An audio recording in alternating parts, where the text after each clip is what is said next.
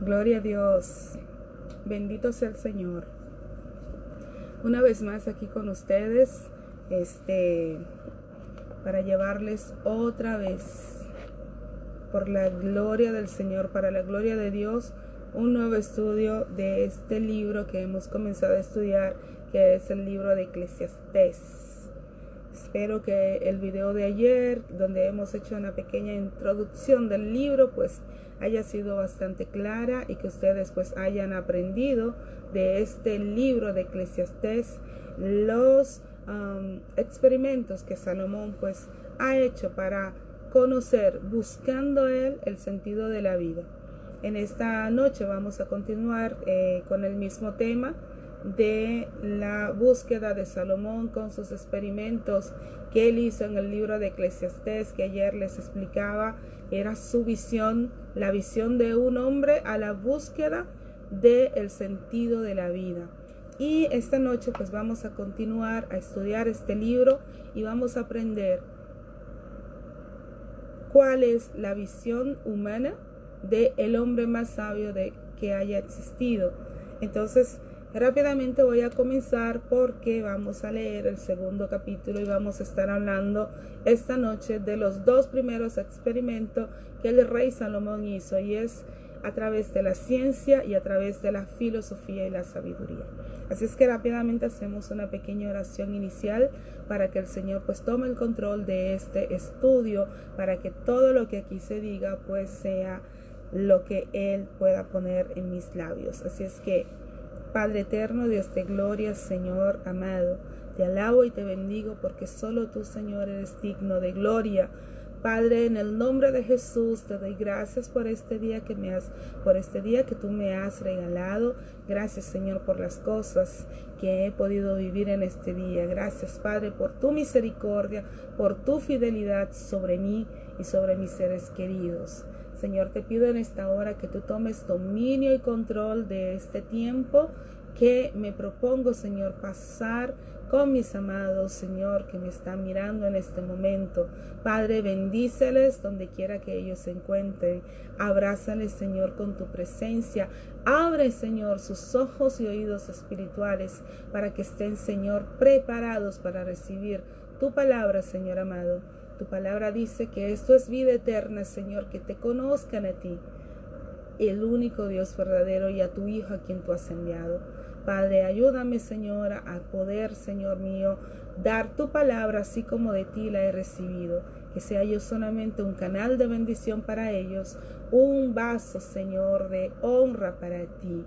Padre, me despojo de todo lo que soy, de todo lo que pienso, de todas mis emociones y pasiones, Señor, las deposito en tus manos y me dispongo solo como un barro útil en tus manos. Padre, gracias por tu misericordia sobre mí. Gracias, Señor, por cada vida, por cada oyente. Bendíceles donde quieras que estén. Padre, en el nombre de Jesús, que tu Espíritu Santo ministre sus corazones y que prepare, Señor, el terreno para recibir la semilla de tu palabra, que pueda, Señor, caer en buena tierra y dar verdadero fruto de arrepentimiento. En el nombre de Jesús, amén y amén. Gloria a Dios. Bueno, pues, vamos rápidamente a leer en nuestras Biblias, en el libro de Eclesiastés, en el capítulo 2. Ayer hemos leído el capítulo 1, del cual estaremos hablando hoy. Pero la idea es leer todo el libro de Eclesiastés, los 12 capítulos, y mañana vamos a leer otros que son más cortos, pero este capítulo 2 es un poquito más largo, y entonces hoy vamos a leer solo el capítulo 2. Así es que, palabra de Dios que leemos en el nombre del Padre, del Hijo y con la unción del Espíritu Santo. Dije yo en mi corazón, ven ahora, te probaré con alegría y gozarás de bienes. Mas he aquí, esto también era vanidad. A la risa dije, enloqueces, y al placer, ¿de qué sirve esto? Propuse en mi corazón agasajar mi carne con vino, y que anduviese mi corazón en sabiduría, con retención de la necedad, hasta ver cuál fuese el bien de los hijos de los hombres, en el cual se ocuparan debajo del cielo todos los días de su vida. Engrandecí mis obras, edifiqué para mí casas, planté para mí viñas, me hice huertos y jardines, y planté en ellos árboles de todo fruto. Me hice estanques de aguas para regar de ellos el bosque donde crecían los árboles. Compré siervos y siervas, y tuve siervos nacidos en casa. También tuve posesión grande de vacas y de ovejas, más que todos los que fueron antes de mí en Jerusalén. Me amontoné también plata y oro, y tesoros preciados de reyes y de provincias. Me hice de cantores y cantoras, de los deleites de los hijos de los hombres, y de toda clase de instrumentos de música. Y fui engrandecido y aumentado más que todos los que fueron antes de mí en Jerusalén. A más de esto, conservé conmigo mi sabiduría. No negué a mis ojos ninguna cosa que desearan, ni aparté mi corazón de placer alguno, porque mi corazón gozó de todo mi trabajo, y esta fue mi paga de toda mi faena. Miré yo luego todas las cosas que había hecho mis manos, y el trabajo que tomé para hacerlas. Y he aquí, todo era vanidad y aflicción de espíritu, y sin provecho debajo del sol. Después volví yo a mirar para ver la sabiduría y los desvaríos y la necedad, porque ¿qué podrá hacer el hombre que venga después del rey? Nada, sino lo que ya ha sido hecho. Y he visto que la sabiduría sobrepasa a la necedad, como la luz a las tinieblas. El sabio tiene sus ojos en su cabeza, mas el necio anda en tinieblas. Pero también entendí yo que un mismo suceso acontecerá al uno como al otro. Entonces dije yo en mi corazón: como sucederá al necio, me sucederá también a mí. ¿Para qué, pues, he trabajado hasta ahora por hacerme más sabio? Y dije en mi corazón que también esto era vanidad.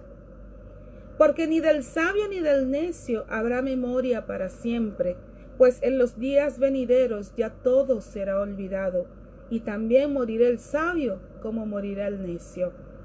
Aborrecí, por tanto, la vida, porque la obra que se hace debajo del sol me era fastidiosa, por cuanto todo es vanidad y aflicción de espíritu. Asimismo aborrecí todo mi trabajo que había hecho debajo del sol, el cual tendré que dejar a otro que vendrá después de mí. Y quién sabe si será sabio o necio el que se enseñoreará de todo mi trabajo con que yo me afané y en el que ocupé debajo del sol mi sabiduría. Esto también es vanidad. Volvió por tanto a desesperanzarse mi corazón acerca de todo el trabajo en que me afané y en que había ocupado debajo del sol mi sabiduría. Que el hombre trabaje con sabiduría y con ciencia y con rectitud, y que haya de dar su hacienda a hombre que nunca trabajó en ello. También esto es vanidad y mal grande. Porque ¿qué tiene el hombre de todo su trabajo y de la fatiga de su corazón con que se afana debajo del sol? Porque todos sus días no son sino dolores y sus trabajos molestias. Aún de noche su corazón no reposa. Esto también es vanidad. No hay cosa mejor para el hombre, sino que coma y beba, y que su alma se alegre en su trabajo. También he visto que esto es de la mano de Dios. Porque ¿quién comerá y quién se cuidará mejor que yo? Porque al hombre que le agrada, Dios le da sabiduría, ciencia y gozo. Mas al pecador da el trabajo de recoger y amontonar, para darlo al que agrada a Dios. Porque esto es vanidad y aflicción de espíritu. Amén. Gloria a Dios por su palabra.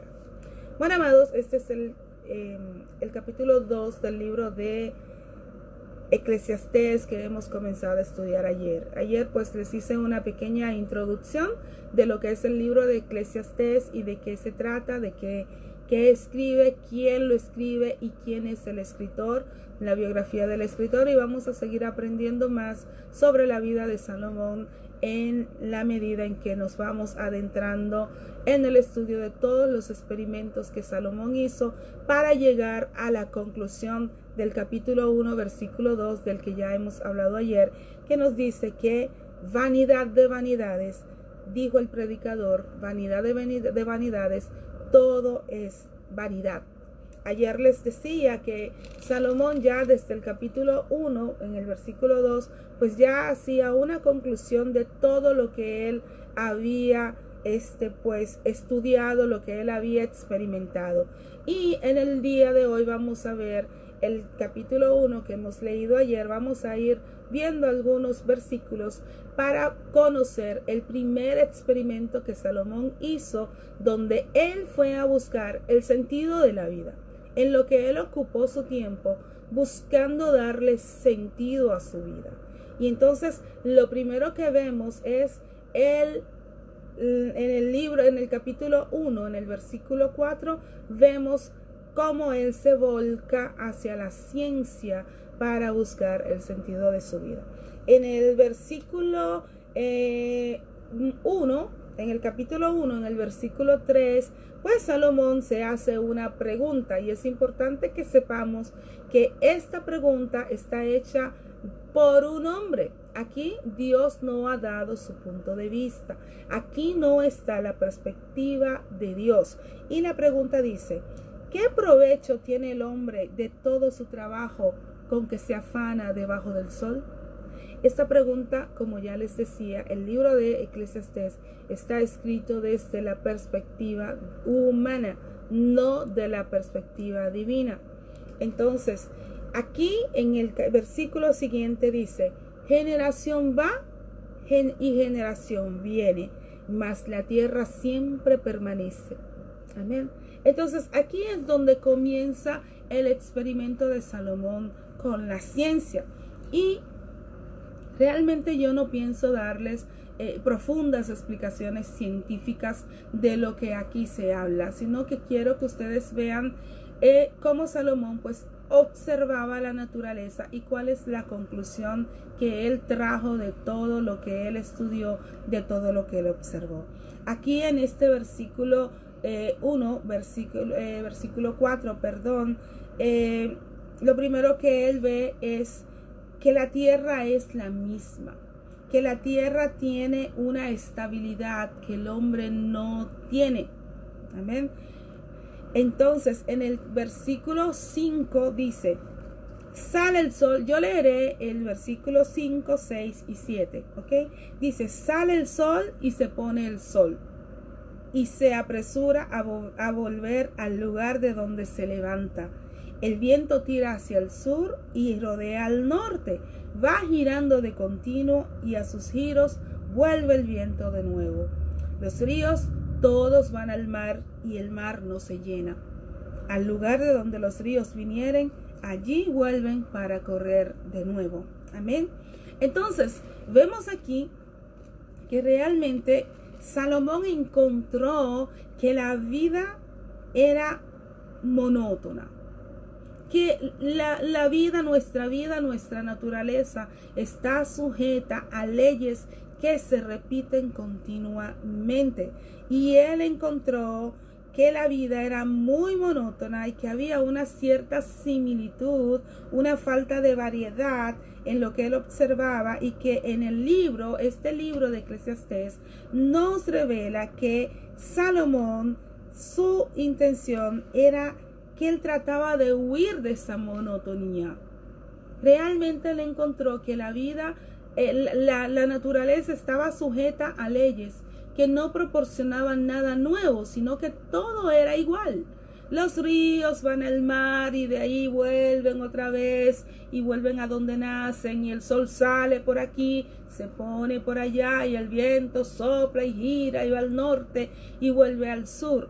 Él vio una monotonía reflejada, y en esa búsqueda, el hombre, él no encontró algo que le proporcionara algo nuevo a su vida, sino que él entendía que la monotonía del mundo físico que le rodeaba no le proporcionaba a él ningún tipo de cambio. Y esa es la vida que nosotros vivimos hoy también.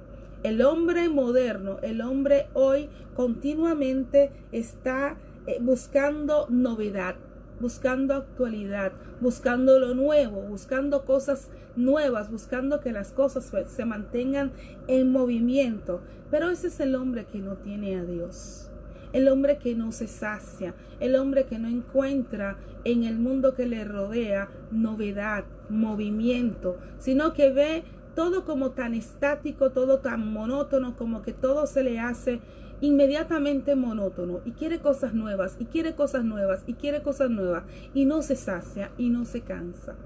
Realmente este es el hombre que le falta a Dios, el hombre que vive apartado de Dios, está en constante movimiento, tratando de apartarse de esa falta de variedad que le imponen las leyes naturales a los que están sujetas la ciencia y el mundo que nos rodea. El hombre sin Dios nos presenta una imagen muy atractiva, y eso es lo que este libro pues nos muestra. Pero realmente el hombre que tiene a Dios, aun cuando está sujeto a las leyes naturales, o sea, hablando claramente, aun cuando estamos sujetos a la irreparable y a la irremediable muerte, quien tiene a Dios en su corazón tiene la esperanza de gloria. Tiene la esperanza de que aún pasa el mundo y sus deseos, pero el que cree en Dios permanece para siempre. Y vamos a ir al libro de Primera de Juan. Gloria a Dios. En el libro de Primera de Juan, capítulo 2, versículo 17. Juancito, ¿dónde estás? Primera de Juan 10, de 2, 17, dice la palabra: y el mundo pasa y sus deseos, pero el que hace la voluntad de Dios permanece para siempre. Y esa es la gran realidad. Salomón comenzó a buscar en la naturaleza, en la ciencia, algo que le aportara novedad a su vida. Pero Salomón se encontró con la estaticidad de las leyes físicas a las que está sujeto este mundo. Pero hay tres cosas importantes que Salomón nos hace ver en estos versos del Eclesiastés, y quiero hacérselos notar justo como a cultura general. La primera afirmación que Salomón hace es en el versículo 5, dice que sale el sol y se pone. La segunda aseveración que él hace en el versículo 6 es que dice: el viento sopla hacia el sur y luego gira hacia el norte. Y en Juan 3:18 Jesús ya nos había hablado sobre el viento, y vamos a ver qué nos dice Jesús sobre los vientos en el libro de Juan. En el capítulo 3, versículo 8 dice: el viento sopla de donde quiere y oye su sonido, mas ni sabes de dónde viene ni a dónde va. Así es todo aquel que es nacido del Espíritu. Entonces aquí vemos la tercera aseveración que nos hace Salomón. Pero antes de eso, hablando sobre el viento, ustedes saben que aún en nuestra vida de hoy, en nuestros tiempos modernos, es muy difícil controlar los vientos, y es muy difícil saber los vientos de dónde vienen. Así es que vemos que se producen huracanes, tornados de un momento a otro, y nos viene de preguntarnos cómo Salomón podía saber esto. Así es que la tercera afirmación que hace Salomón científica es que todos los ríos van al mar, pero el mar no se llena. Eso está en el versículo 7. Y entonces tácitamente aquí Salomón está hablando sobre la ley de la evaporación, sobre la elevación de la humedad hacia el aire. Como pues los ríos van al mar, se crea la evaporación y a través de la lluvia otra vez esos ríos vuelven al lugar donde nacen. Entonces, junto con la afirmación del versículo 4 que dice, generación va, generación viene, mas la tierra siempre permanece, podemos encontrar 4 aseveraciones, afirmaciones científicas que tienen sentido y concuerdan con lo que nosotros hoy conocemos. Ya Salomón, más de 3000 años atrás, lo decía y lo escribió. Así es que, entonces, otra declaración destacada la hace él en el versículo 8 del capítulo 1 y dice, todas las cosas son fatigosas, más de lo que el hombre puede expresar. Nunca se sacia el ojo de ver, ni el oído de oír. Amén. Bueno, pues esta afirmación que hace Salomón, esta declaración, en otro tiempo nos pudiera parecer que no es cierto. Pero a raíz del invento de la televisión, nosotros podemos entonces darnos cuenta que realmente esto es así. Y en estos tiempos modernos en los que vivimos, donde todo es visual, donde todo nos lo pasan, nos lo venden, nos lo publican, cuando vamos por las carreteras, están las carreteras llenas de vallas ofreciéndonos productos y más productos, y no nos cansamos. Y no nos cansamos. La música, el internet, las telecomunicaciones, todas esas cosas nos están llenando, nos están continuamente bombardeando de información y no nos cansamos de ver. Y hay para todos. Hay para todos los gustos. Para las personas que nos gusta el estudio, hay para todo. Para quien le gusta la moda, para quien le gusta la tecnología, para quien le gusta todo. Hay de todo. Pero ¿saben qué? Continuamos a sentir ese sentimiento de frustración cuando no podemos controlar y manejar toda la información que nos viene y nos damos cuenta, al final, a mí me pasa que no me siento vacía, me siento como que a un cierto punto necesito destacarme. ¿Por qué? Porque me siento saturada de información. Pero esa información no puede, ese sentimiento de frustración nos deja los mismos sentimientos de vacío. Pero solamente eso es cuando nosotros vivimos apartados de Dios. Cuando estamos apartados de Dios, nosotros nos podemos llenar de información, pero eso solamente termina frustrándonos, porque no vamos a poder tener todo lo que vemos y no vamos a poder tener todo lo que oímos. Y mientras más oímos y mientras más vemos, más queremos y no nos saciamos. Así es que esta aseveración que hace el sabio Salomón en el libro de Eclesiastés, de que el ojo no se cansa de ver, ni el oído de oír, hoy nosotros podemos afirmar que es muy cierto. Entonces, en el versículo 9, dice, en el 9 y 10 dice, ¿qué es lo que fue? Lo mismo que será. ¿Qué es lo que ha sido hecho? Lo mismo que se hará. Y nada hay nuevo debajo del sol. Y en el versículo 10 dice, ¿hay algo que se puede decir? He aquí, esto es nuevo.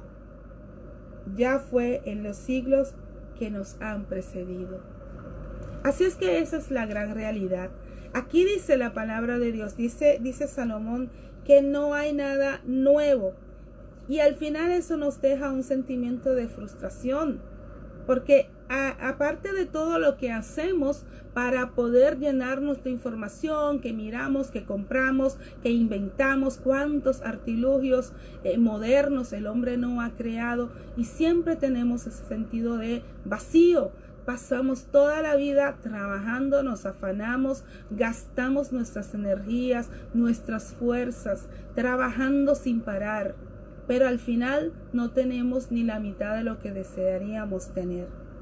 Ahora, lo que sí es nuevo, lo que sí es nuevo, porque sí hay algo nuevo. Aquí, aun cuando Salomón asevera que no hay nada nuevo debajo del sol, sí hay algo nuevo, y la Biblia lo llama nuevo nacimiento. Nuevo nacimiento. Entonces, sí, cuando nosotros nacemos de nuevo a través de la cruz de Cristo, cuando somos regenerados por el Espíritu Santo y experimentamos el nuevo nacimiento, tenemos una vida nueva. Y eso nos va a llenar, nos va a dar sentido a nuestras vidas. Les recuerdo una vez más, todo lo que Salomón ha escrito aquí, lo ha escrito de acuerdo a su visión, a la visión de sus ojos con respecto a lo que él podía ver. Aquí no hay revelación divina. Amén. Entonces, en conclusión, en el versículo 10 dice, en el versículo 10 dice,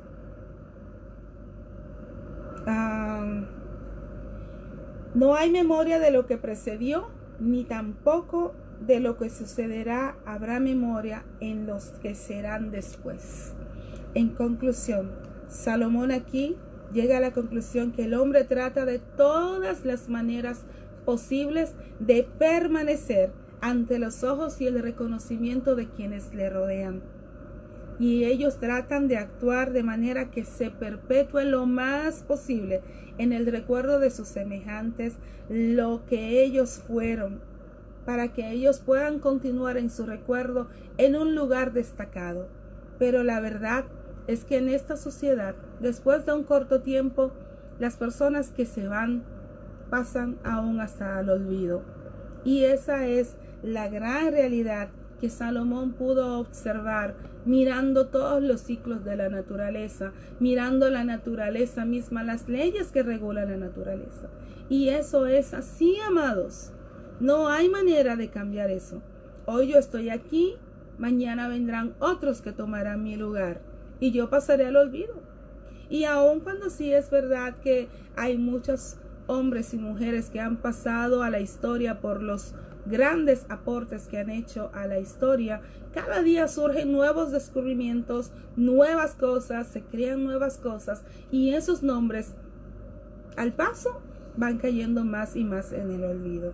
Así que Salomón no logró encontrar en la ciencia y la naturaleza lo que pudiera enseñarle a él algo nuevo para su vida, para que le pudiera otorgar a su vida un nuevo sentido que le trajera una vida nueva.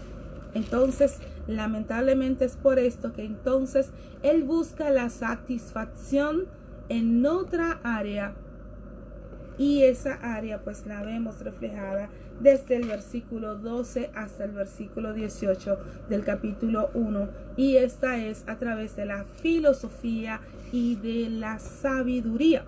Así que vamos a leer en el versículo 12. Yo, el predicador, fui rey sobre Israel en Jerusalén, y di mi corazón a inquirir y a buscar con sabiduría sobre todo lo que se hace debajo del cielo. Este penoso trabajo dio Dios a los hijos de los hombres para que se ocupasen en él.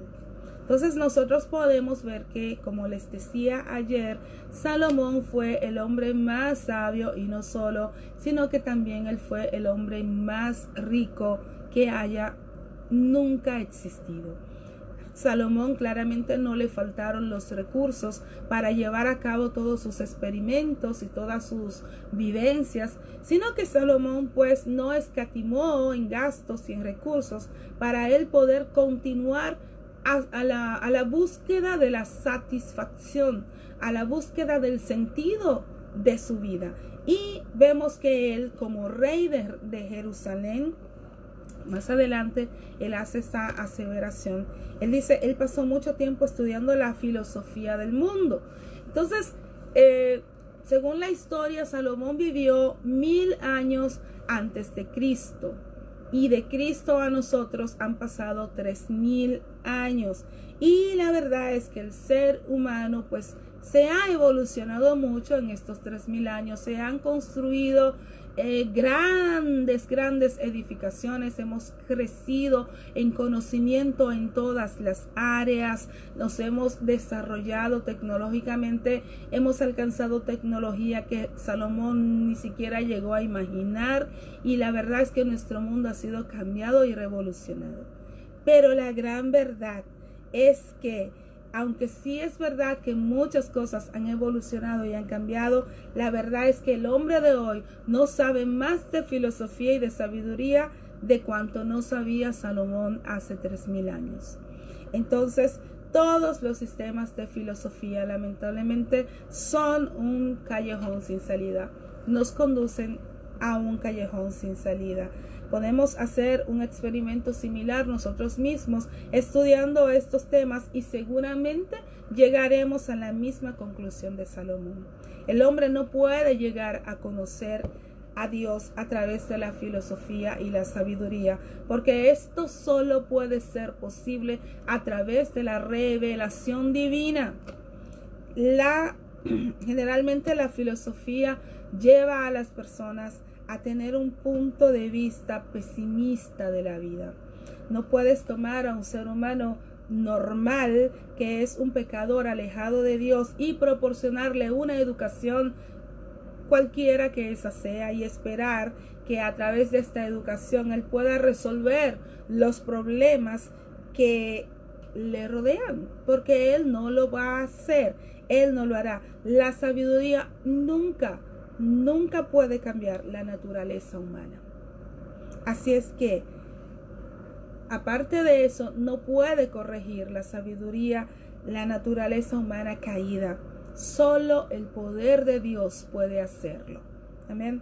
Solo el poder de Dios y la regeneración por el Espíritu Santo pueden comenzar una obra de control y transformación de la naturaleza humana y del pecado. Esta naturaleza fácilmente dominada por las pasiones humanas y por el pecado solamente son posibles a través del poder de Dios y por la regeneración del Espíritu Santo. En 2 Corintios 5:17 dice que las cosas viejas pasaron y aquí todas son hechas nuevas. Cuando nosotros nos volvemos una nueva criatura, entonces podemos dominar esta naturaleza pecaminosa que es en nosotros, y eso la sabiduría y la filosofía no pueden hacerlo.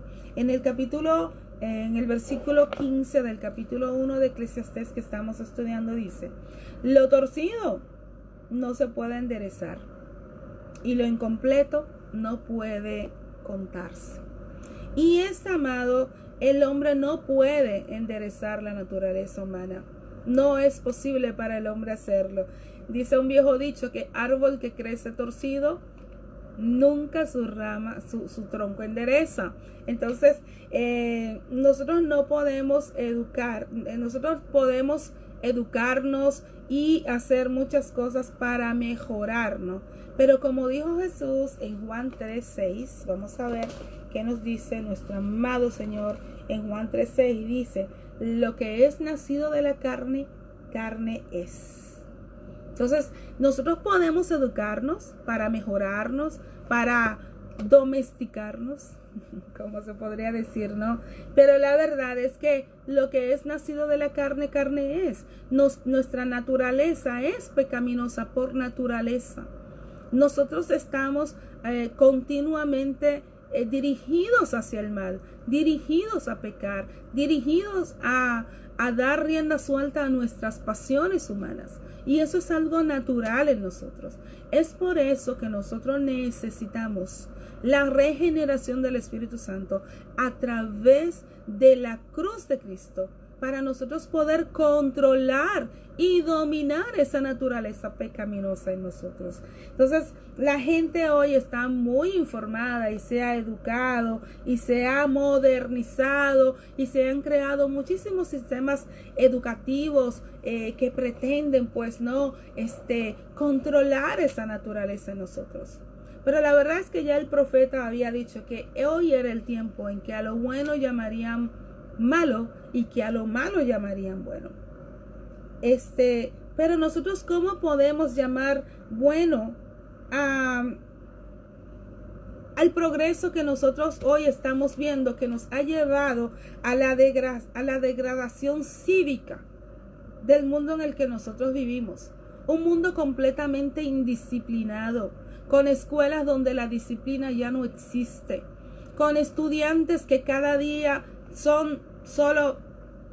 van empeorando su rendimiento escolar. No podemos hablar de progreso cuando vemos el mundo que nos circunda, cuando vemos la sociedad que nos rodea. Y se ha hablado mucho de la educación, y se ha hablado mucho de querer transformar las escuelas, y se ha sacado la Biblia y se han implementado otras materias, otras cosas, buscando la manera humanamente de mejorar nuestra sociedad. Pero lamentablemente nosotros vemos que eso no es posible. ¿Por qué? Porque nosotros debemos reconocer que la educación no puede resolver los problemas de la vida. Y muchas de las ciencias que estudian el comportamiento humano no pueden proporcionarnos respuestas y mucho menos una solución. ¿Por qué? Porque esas ciencias ocupan un lugar respetable solo cuando tengan en cuenta el lugar de Dios y la trascendencia del ser humano. Entonces es cuando realmente veremos los resultados, veremos de verdad un hombre que evoluciona, un hombre que es capaz de transformar el mundo que le rodea. Solamente lo puede hacer un corazón regenerado a través del Espíritu Santo. El cristiano, nosotros los cristianos, buscamos todas estas respuestas en la palabra de Dios. Pero para eso se necesita tener una disciplina y mucho esfuerzo. Y lamentablemente eso es lo que hoy falta a muchos cristianos. Amén. Entonces, Salomón descubrió que la filosofía y la sabiduría no proporcionaban unas respuestas a los problemas más trascendentales de la vida. En el versículo 16 que dice de Eclesiastés, dice: hablé yo en mi corazón diciendo, he aquí, yo me he engrandecido y he crecido en sabiduría sobre todos los que fueron antes de mí en Jerusalén, y mi corazón ha percibido mucha sabiduría y ciencia. Amén. Entonces aquí vemos a un Salomón un poquito engreído, ¿verdad que sí? Bueno, es que Salomón tenía una cierta arrogancia y vanidad, porque él pues conocía mucho y tenía mucha sabiduría y había estudiado mucho. Se parece a mucha gente de hoy en día, ¿verdad? Y es que en la Biblia no se equivoca. Y el apóstol Pablo en el capítulo 8, versículo 1 de Primera de Corintios, nos dice que el mucho, vamos a leerlo, nos dice que el mucho conocimiento envanece. Así lo dice. Primera de Corintios capítulo 8, versículo 1, dice la palabra de Dios: en cuanto a lo sacrificado a los ídolos, sabemos que todos tenemos conocimiento. Pero el conocimiento envanece, pero el amor edifica. Amén. Entonces el mucho conocimiento a veces como que tiende a envanecer a las personas y a creerse pues superior, ¿no? Porque tienen una marcha, como dicen en italiano, una marcha en più. Pero no es así. En el capítulo 17, en el versículo 17 del capítulo 1 dice: y dediqué mi corazón a conocer la sabiduría y también a entender las locuras y los desvaríos. Conocí que aún esto era aflicción de espíritu. Amén. Pensamos que ser inteligentes y no somos, pensamos que somos muy inteligentes. Creemos que hemos creado generaciones muy inteligentes porque son capaces de manejar toda esta tecnología. Hemos inventado los aviones, los trenes, y cada día más se inventan nuevas cosas y nos creemos una generación muy inteligente. Pero la verdad es que con toda esa inteligencia no hemos sido capaces de resolver los problemas que nos rodean. El esfuerzo realmente reconoció Salomón al final que no valía la pena. Tanto estudio no valió la pena. No podía resolver él sus problemas, los problemas que le rodeaban.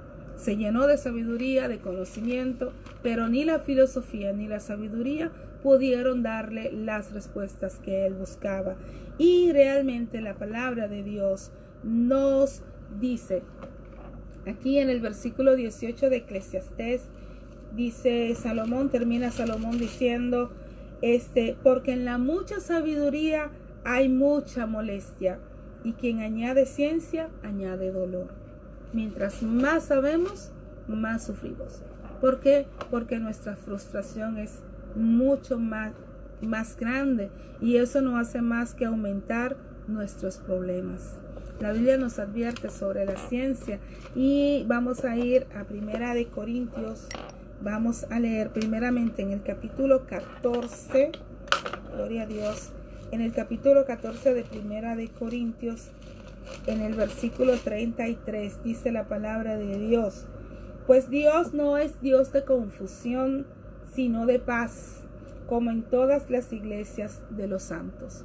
Nosotros no estamos para discutir argumentos filosóficos ni de sabios, de tanta gente que se cree sabia en su propia opinión. Dice la palabra de Dios, dice que nosotros no somos, que Dios no es Dios de confusión, sino de paz, que nosotros no estamos para estar debatiendo argumentos de la falsamente llamada ciencia, como más adelante vamos a ver cómo la llama Pablo. Vamos a ir a Primera de Corintios en el capítulo 1, versículo 29. Dice la palabra de Dios, gloria a Dios, a fin de que nadie se jacte en su presencia. Yo no quiero tener sabiduría para estar jactándome de cuánto yo sé y cuánto no saben los otros, y para sentirme que yo estoy por encima de los demás. Ese no es el fin de la sabiduría. La Biblia dice que el principio de la sabiduría es el temor a Jehová. Y si nosotros pues tenemos temor de Dios, vamos a saber que Dios aborrece al altivo, que al altivo Dios lo mira de lejos. Amén. Entonces vemos en el capítulo 14 de Primera de Corintios, ahí donde estábamos, versículo 14, Primera de Corintios 14, gloria a Dios, pero del 6 al 15 dice la palabra: ahora pues, hermanos, si yo voy a vosotros hablando en lenguas, ¿qué os aprovechará si no os hablare con revelación o con ciencia, o con profecía o con doctrina? Ciertamente las cosas inanimadas que producen sonidos, como la flauta o la cítara, si no dieran distinción de voces, ¿cómo se sabrá lo que se toca con la flauta o con la cítara? Y si la trompeta diera sonido incierto, ¿quién se preparará para la batalla? Así también vosotros, si por la lengua no diereis palabra bien comprensible, ¿cómo se entenderá lo que decís? Porque hablaréis al aire. Tantas clases de idiomas hay, seguramente en el mundo, y ninguno de ellos carece de significado. Pero si yo ignoro el valor de las palabras, seré como extranjero para el que habla, y el que habla será como extranjero para mí. Así también vosotros, pues que anheláis dones espirituales, procurad abundar en ellos para edificación de la iglesia. Por lo cual, el que habla en lengua extraña pide en oración poder interpretarla. Porque si yo oro en lengua desconocida, mi espíritu ora, pero mi entendimiento queda sin fruto. ¿Qué pues? Oraré con el espíritu, pero oraré también en el entendimiento. Cantaré con el espíritu, pero cantaré también con el entendimiento. Amén. Entonces nosotros tenemos que estar claros de que los dones espirituales que se nos dan, la sabiduría que el Señor nos da, es para que nosotros instruyamos con claridad a las personas que nos escuchan. Y finalmente en Santiago 3:15, gloria a Dios, en el libro de Santiago, capítulo 3, versículo 5, dice la palabra de Dios. 3:15 al 18 dice: Porque esta sabiduría no es la que desciende de lo alto, sino terrenal, animal, diabólica. Porque donde hay celos y contención, allí hay perturbación y toda obra perversa. Pero la sabiduría que es de lo alto es primeramente pura, después pacífica, amable, benigna, llena de misericordia y de buenos frutos, sin incertidumbre ni hipocresía.